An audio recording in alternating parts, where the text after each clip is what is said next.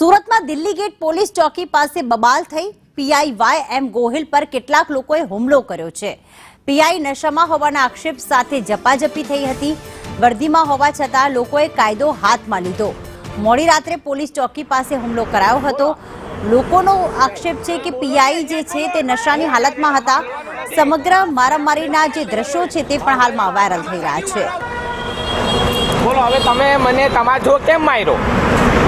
બોલો चल हाँ बोलो नहीं અહીંયા જ બોલો હું અહીંયાથી હલવાનું નથી मेरा मेरी गाड़ी भी जमा है तमाशा क्यों मारा वो बता ए मार मत दे ए वीडियो चालू करे हाथ नहीं लगाओ हाथ मत लगावे हाथ मत लगा तमाशो के हाथ मत लगावे हाथ मत लगावे हां ए हाथ मत लगा इसका नाम क्या है नाम बता इसका हाथ मत लगाओ तो हाथ नहीं लगाओ हाथ नहीं लगाओ तो हाथ लगाओ तो पीएलो तो पीएलो છે ને तू पीएलो છે ને तू गाड़ी जमा करनी पीएलो છે ने गाड़ी में हाथ કેમ લગાવ્યો તું મને तमाशो કેમ માર્યો તું ગંદુ ગતિ ગયો અહીંયા ભાઈ પતવાના નથી ए बुला सबको बुला फोन कर बुला ला ए बुला सबको फोन कर बुला चल चल પીધેલો છે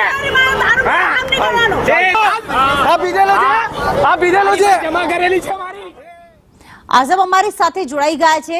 આઝમ, આ આખા વિડીયોમાં જે સંવાદ થઈ રહ્યો છે તેમણે તમાચો કેમ માર્યો, વાહનને હાથ કેમ લગાડ્યો, તું પીધેલો છે, આ બધા લોકો આક્ષેપ કરી રહ્યા છે।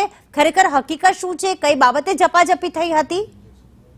સુરત ટ્રાફિક પોલીસ ડિપાર્ટમેન્ટના અંદર ફરજ ભજવે છે પીઆઈ વાય ગોહિલ અને આ એમનો વિડીયો જે છે સોશિયલ મીડિયામાં વાયરલ થઈને જે સામે આવ્યો છે। સંવાદ તો તમે સાંભળ્યા હશે, પરંતુ કાયદો હાથમાં લેવાનું લોકોએ પણ કોઈ જરૂરત ના હતી, કારણ કે અંદર એક સંવાદ એવો છે કે બીજા લોકોને બોલાવો, આપણે એને બતાવીએ।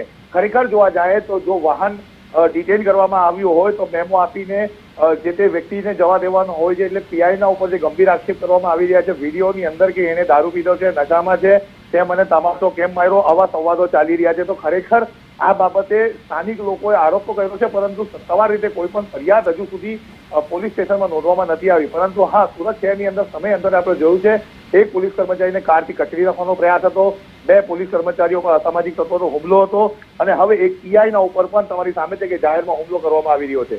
જી આભાર આઝમ તમામ વિગતો માટે।